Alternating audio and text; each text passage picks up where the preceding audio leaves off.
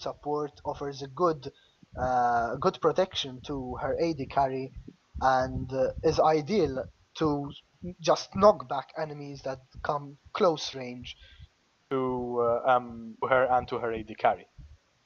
That is quite true. So it's really going to come down to whether Blitzcrank is able to make any great plays and manage to pull either Varus or Janna, of course, preferably Varus. However, if Janna is able to do a perfectly timed Q spell, she can essentially stop Blitzcrank and Caitlyn right in their tracks whilst Varus is pulled, giving Varus enough time to actually outmaneuver Blitzcrank and escape his E, which knocks people up into the air for a very short time. Yeah, that's very, very true. So, a minute to go until the game starts. I don't know if you want to have a smoke in the meantime, Elite. You usually want to do that. I actually just went one to prepare myself for the Okay, game. okay. Sorry, I Great. went to have one. Okay. I'm forgetting my England. You are England. My And England. so, what do you think of the junglers with regards to Jarvan and Nocturne? I've been seeing Jarvan quite a lot recently, but I've seen Nocturne sort of. I've seen players preferring other junglers other than Nocturne. Well, Nocturne is great at using Jarvan in the early game simply because Nocturne has got one of the one of the best early game jungle 1v1 potentials in the whole game. So if it's going to be a 1v1 situation between both junglers, Turn will definitely have the advantage over Jarvan.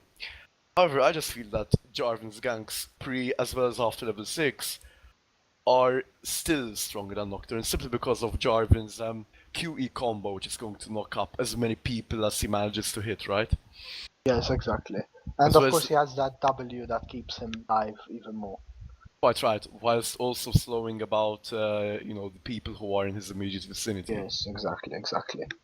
So here we seem to be entering the loading screen. All right. We'll see. We'll see how this silver elo team, as it must be said, manages to fare against this platinum, gold, and with ruby even diamond team. Right. Let's hope we're in for an entertaining match and a match that is not at all one-sided. Quite right.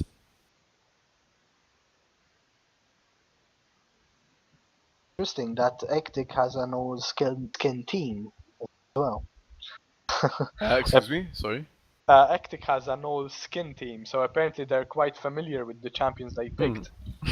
Maybe they're happy with finally managing to pick the champions they're really comfortable with.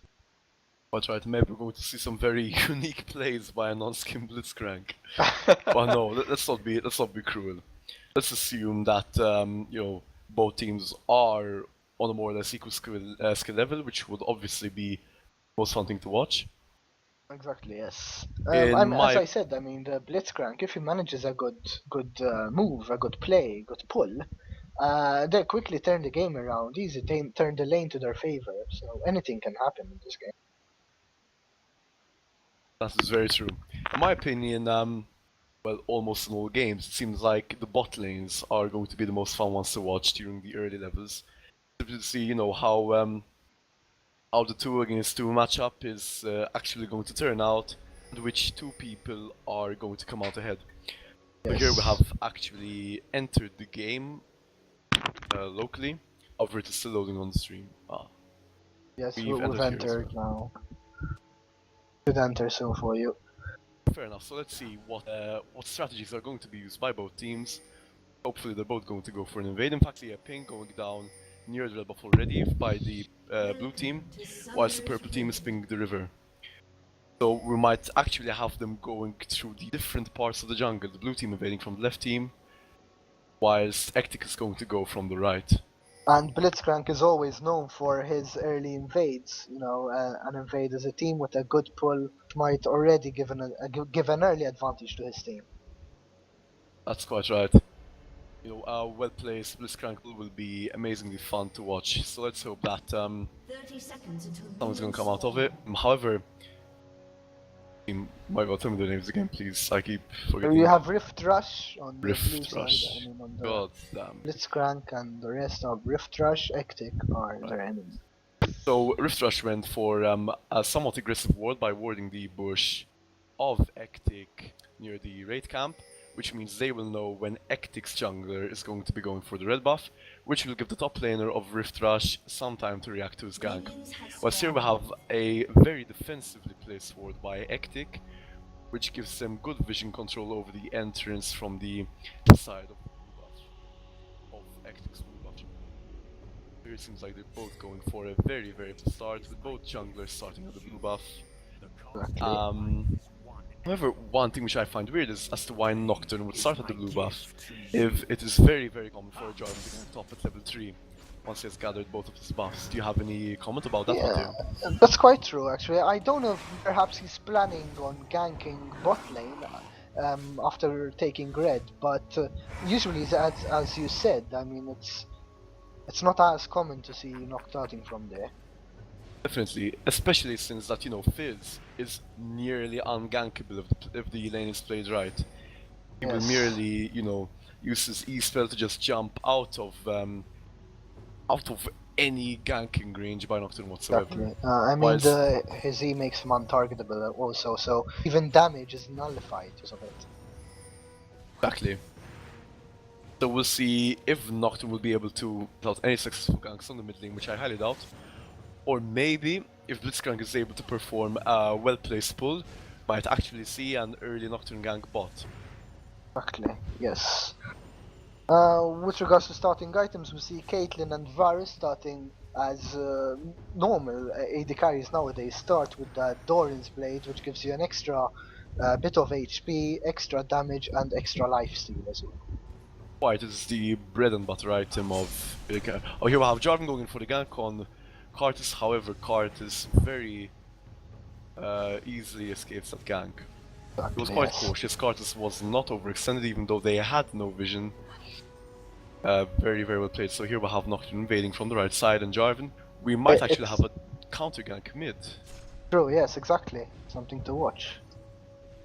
But we have Jarvan waiting patiently for that chance to gank Karthus. However, Karthus seems to be quite aware, and we'll have both junglers backing off. The thing with Karthus currently is the fact that why he's playing so passively is because he knows that Fizz has an extremely good base stats, good damage early, and he knows that he has barrier and ignite, so he can, from early levels, he can just dish out huge damage, a lot of damage on Karthus. So perhaps he's just staying far away, just trying to loss it with his pimples, with his Q ability, and trying to farm as much as possible while staying safe as well. Definitely. So here we have a Rumble going very aggressive on Shen, playing lane exactly as it has to be played. When playing Rumble versus Shen, one must simply constantly poke and harass Shen. Shen just won't be able to keep up the constant torrent of harass, and he might even be forced to back early, giving Rumble a very nice experience and goal advantage. And with regards to farming under the turret, Shen is not the best one, I don't know. Not the best champion to farm underneath the turret. If you're immediately under the tower, he isn't the best through. However, he does farm considerably better than Rumble. Alright. However, it's impossible for a Shen to push Rumble back to his tower. Yeah, exactly, that's the problem. It seems like we had a attempted Nocturne gank bot, however Blitzcrank was unable to make look at Fizz. And I think Fizz, that's a dead card. It's very well played by Ruby. First blood going out to Fizz, giving him an immense advantage in the mid lane. That's what Fizz does. He just goes all in and gets the... Exactly, and in fact, Ruby did not even burn his barrier, so it's going to be up for, essentially for as long as he won't be using it, making him almost invincible to any gank attempted by Nocturne. And not only that, Karthus had burned his exhaust. So, yes, so it's a problem now for Karthus, definitely in that mid lane. Karthus is definitely going to be screwed over for now. He's going to require a lot of help from Nocturne, or from a well-placed Shen ultimate once Shen is level 6, or he is going to suffer considerably. Here we have Varus going very aggressive, we have the Fizz gang going bottom. Oh, however, Caitlyn is saved, it seems. Very, very nice ultimate Oh, landing by that's Fizz, really... however, it was unable to Oh, pop that after a barrier. barrier. It was actually a well-timed barrier saving her. However, now we have a Caitlyn without both summoners, meaning that Jarvan is most probably going to put some more pressure on the bottom lane. CS-wise, Varus and Caitlyn are on the same level. However, here Caitlyn is going to unfortunately lose about 8 creeps. She will not be back in time for any single one of them, making her lose almost half a level's worth of experience. And a crapload of gold. Well, we see in mid lane, Fizz seems to be pulling a bit ahead over Kartus with Dragos groups. Oh, we see a good engage by Jarvan. We see Kartus flashing out. I don't think they managed to kill him though. Fizz is going Oh, very aggressive. Can he use the... oh no, I think that's dead Oh, Fizz. wow, that was very, very weird. Nocturne also ultimated onto Jarvan. Can we see Nocturne seems to be continuing to chase, however Nocturne is out of mana. Out We're of successfully mana, getting away. yes. That was very, very, very weird by Ruby actually. Like, Yeah, in fact, it's Ruby true. had his barrier up. However, he didn't even use this. Like, oh well, fuck it, just gonna die here, guys. Do you think he perhaps underestimated or overestimated his ability cooldowns a bit? I mean, he thought they were off cooldown or something, because I don't see how he could have caught up to Kartus there. Like it, he probably thought he'd be able to kill cards without, yeah, without dying or something. However, we must say it was a very well placed Doctor. Like, he came at the exact moment and was able to, you know, save cards in that situation. Get a kill in that situation. You have once again Gab going very, very aggressive on Ahmedos. Rumble really stomping at Chen in lane. Yeah, Bot even lane, on CS, you say. Quiet Rumble is pulling ahead by, you know, 16 creeps, which is a huge advantage. However, Rumble seems to be missing a couple of easy CS, unfortunately, otherwise he would be even more ahead. We'll see a gank on top. Yep, we see the Shen ultimate going out. That Rumble ultimate was very badly placed, unfortunately. Oh, another Cardus ultimate going down. Gab, you know, using flash after Cardus ultimate was going down on him, and Gab's shield was down. Pitiful waste of a flash, unfortunately. Very well played by Ken, Nocturne, and Cardus. Yes, really good teamwork there. Are really, really strong when coordinated successfully. But that means Kartus has no ultimate for quite some time, so that Fizz might try to go more aggressive on that Kartus and try to get a kill on him. There it is, in fact. We see Fizz with his ulti, and this is probably... I don't know if he managed to survive this.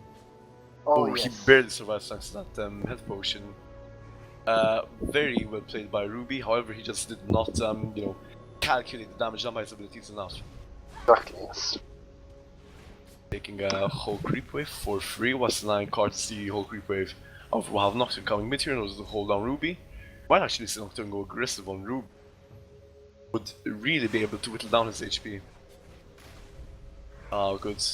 That Ruby backed out. The thing is the fact that he managed to put Neroxio again, sent him to base, I mean, means that Kartus will fall a bit behind on creeps now as well. Even though he does have 2 kills when compared to Fizz's 1. In fact, Kartus should have actually waited for upgrading his boots, then gone for Mercury Threads in order to significantly reduce the damage done by Fizz. Yes. He's going to have a much harder time in lane. Jarvan on bot lane here, perhaps ready to gank that Blitzcrank and Caitlyn. However, the lane is quite, so I don't see him ganking anytime soon.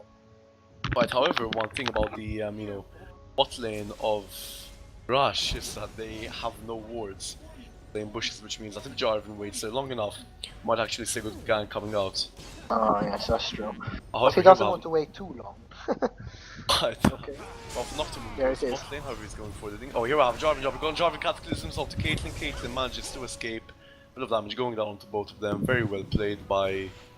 Unfortunately, the lone Shadow missed his ultimate. Perhaps it would have been a secure kill had he landed the ultimate on Caitlyn. Most probably, but that was yes. unfortunate. Oh, Fizz. There's Fizz going aggressive on Cartus, and then a Cartus just destroyed by Fizz there from full Oh, health to none, just like that. that was That's the some strength of. immense burst going on. Yeah.